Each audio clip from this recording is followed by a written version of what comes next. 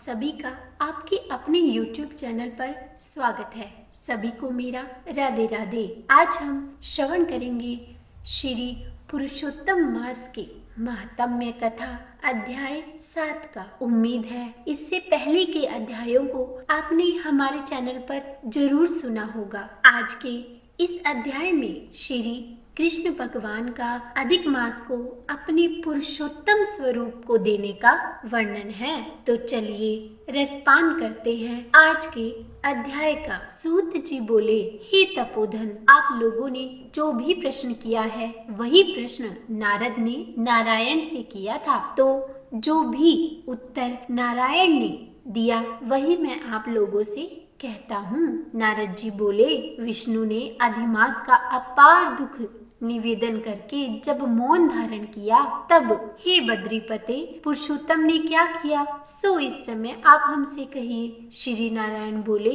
हे वत्स, गोलोकनाथ श्री कृष्ण ने विष्णु के प्रति जो कहा वह बहुत ही गुप्त है, परंतु भक्त, आस्तिक, सेवक, दंभ रहित अधिकारी पुरुष को कहना चाहिए। अतः ये सब मैं आपसे कहता हूँ, तो सुनिए। यह आख्यान सत्कीर्ति, पुण्य, यश, सुपुत्र का दाता, राजा को वश में करने वाला है और दरिद्रता को नाश करने वाला एवं बड़े पुण्यों से सुनने को मिलता है। जिस प्रकार इसको सुने उसी प्रकार अनन्य भक्ति से सुने हुए कर्मों को करना भी चाहिए। श्री पुरुषोत्तम बोले, हे विष्णु, आपने बड़ा अच्छा किया जो मलमास को लेकर यहाँ आ गए। इससे आप लोक में कीर्ति पावेंगे। आपने जिसका उद्धार स्वीकार किया उसको हमने ही स्वीकार किया, ऐसा समझें। अतः हम इसको अपने समान सर्वोपरि करेंगे। गुणों से, कीर्ति के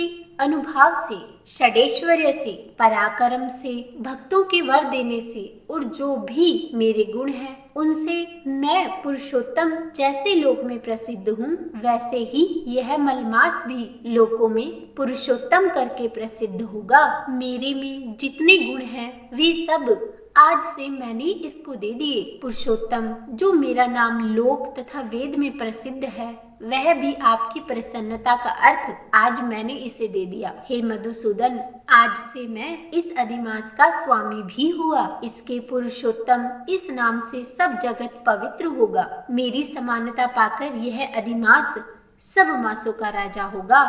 यह अधिमास जगत पूज्य एवं जगत से वंदना करवाने के योग्य होगा। इसकी पूजा और व्रत जो भी करेंगे उनके दुख और दारिद्र्य का नाश होगा। चैत्रादि सब मास सकाम है, इसको हमने निष्काम किया है। इसको हमने अपने समान समस्त प्राणियों को मोक्ष देने वाला बनाया है। जो प्राणी सकाम अथवा निष्काम होकर अधिमास का पूजन करेगा वह अपने सब कर्मों को भस्म कर निश्चय मुझको प्राप्त होगा। जिस परम पद की प्राप्ति के लिए बड़े भाग्य वाले यति ब्रह्मचारी लोग तप करते हैं और महात्मा लोग निराहार व्रत करते हैं एवं दृढ़वत लोग फल, पत्ता, वायु भक्षण कर रहते हैं और काम क्रोध रहित जितेंद्रिय रहते हैं, वे और वर्षा काल में मैदान में रहने वाले, जाड़े में शीत, गर्मी में धूप सहन करने वाले मेरे पद के लिए यत्न करते रहते हैं। हे गरुड़ ध्वज, तब भी वे मेरे अव्यव परम पद को प्राप्त नहीं हो पाते, परंतु पुरुषोत्तम के भक्त एक मास के ही व्रत से बिना परिश्रम जरा मृत्यु रहित उस परम पद को प्राप्त कर लेंगे। यह अधिमास व्रत संपूर्ण साधनों में श्रेष्ठ साधन है और समस्त कामनाओं के फल की सिद्धि को देने वाला है। अतः इस पुरुषोत्तम मास का व्रत सबको करना चाहिए। हल से खेत में बोए हुए बीज जैसे करोड़ों गुना बढ़ते हैं, वैसे ही मेरे पुरुषोत्तम मास में किया हुआ पुण्य करोड़ों गुना अधिक होता है। कोई चातुर्मास्यादि यज्ञ करने से स्वर्ग में जाते हैं, वह भी भोगों को भोग कर पृथ्वी पर आते हैं, परंतु जो पुरुष आदर से विधि पूर्वक अधिमास का व्रत करता है वह अपने समस्त कुल का उद्धार कर मेरे में मिल जाता है। इसमें कोई संशय नहीं है। मुझे प्राप्त होकर प्राणी पुनः जन्म, मृत्यु, भय से युक्त एवं आदि व्याधि और जरा से ग्रस्त संसार में फिर नहीं जाता। जहाँ जाकर फिर पतन नहीं होता सो मेरा परम धाम है। ऐसा जो वेदों का वचन है वह सत्य है, असत्य कैसे हो सकता है। यह अधिमास और इसका स्वामी मैं ही हूँ। और मैंने ही इसे बनाया है, और पुरुषोत्तम यह जो मेरा नाम है वो भी मैंने ही इसे दिया है। अतः इसके भक्तों की मुझे दिन रात चिंता बनी रहती है। इसके भक्तों की मनोकामनाओं को मुझे ही पूर्ण करना पड़ता है। कभी कभी मेरे भक्तों का अपराध भी गणना में आ जाता है, परंतु पुरुषोत्तम मास के भक्तों का अपराध मैं कभी नहीं गिनता। हे विष्णु, मेरी आराधना से मेरे भक्तों की आराधना करना मुझे प्रिय है। मेरे भक्तों की कामना पूर्ण करने में मुझे कभी देर भी हो जाती है, किंतु मेरे मास के जो भक्त हैं उनकी कामना पूर्ण करने में मुझे कभी भी विलंब नहीं होता है। मेरे मास के जो भक्त हैं वे मुझे अत्यंत ही प्रिय है। जो मनुष्य इस अधिमास में जप दान नहीं करते वे महामूर्ख हैं, और जो पुण्य कर्म रहित प्राणी स्नान भी नहीं करते एवं देवता तीर्थ द्विजों से द्वेष करते हैं वे दुष्ट अभागी और दूसरों के भाग्य से जीवन चलने वाले होते हैं। जिस प्रकार खरगोश के सींग कदापि नहीं होते, वैसे ही अधिमास में स्नानादि न करने वालों को स्वप्न में भी सुख प्राप्त नहीं होता। जो मूर्ख मेरे प्रिय मलमास का निरादर करते हैं और मलमास में धर्माचरण नहीं करते वे सर्वदा नरकगामी होते हैं। प्रति तीसरे वर्ष पुरुषोत्तम मास प्राप्त होने पर जो प्राणी धर्म नहीं करते वे कुंभीपाक नरक में गिरते हैं, और इस लोक में दुख रूप अग्नि में बैठे स्त्री पुत्र पौत्र आदिकों से उत्पन्न बड़े भारी दुखों को भोगते हैं। जिन प्राणियों को यह मेरा पुण्यतम पुरुषोत्तम मास अज्ञान से व्यतीत हो जाए वे प्राणी कैसे सुखों को भोग सकते हैं। जो भाग्यशालिनी स्त्रियां सौभाग्य और पुत्र सुख चाहने की इच्छा से अधिमास में स्नान दान पूजनादि करती हैं उन्हें सौभाग्य संपूर्ण संपत्ति और पुत्रादि यह अधिमास देता है। जिनका यह मेरे नाम वाला पुरुषोत्तम मास दानादि से